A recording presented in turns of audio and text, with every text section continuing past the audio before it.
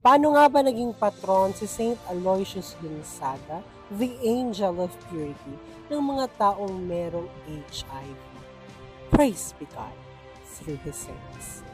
Si San Luis Gonzaga o si Saint Aloysius Gonzaga ay mula sa isang prominenteng pamilya.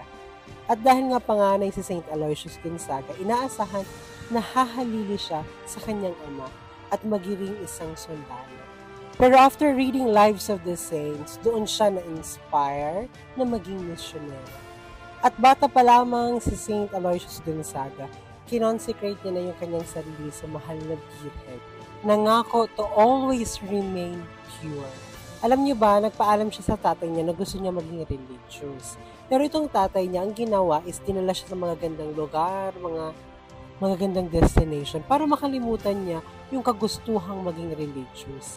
Kasi alam ng tatay niya na kapag pumasok siya sa religious life, tatalikuran niya lahat.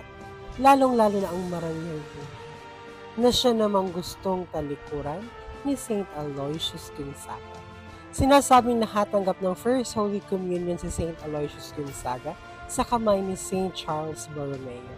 At nung pumasok siya bilang isang Jesuit, ang kanyang naging spiritual director walang iba kundi si Saint Robert Villarmin, kung saan binigyan siya ng 3 simple ways para maging santo.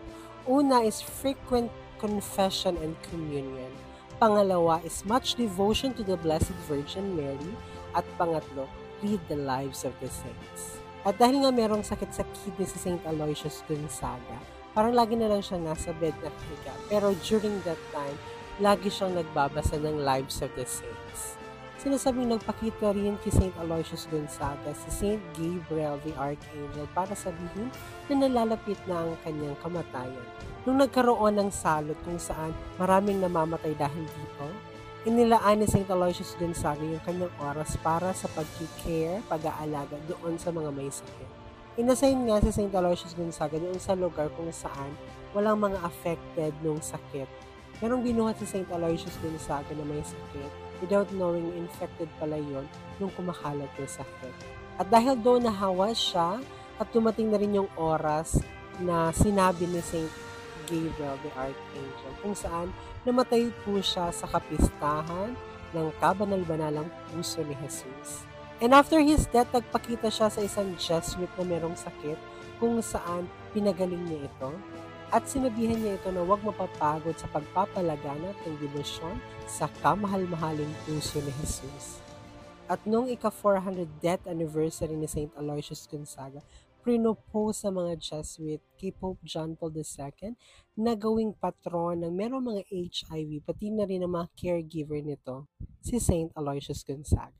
Hanggang dito na lang muna, Chingas and Faith. Hanggang sa muli. Ito po ang inyong hermano nagpapaalalang piliing maging masaya at piliing maging banal. Maraming salamat!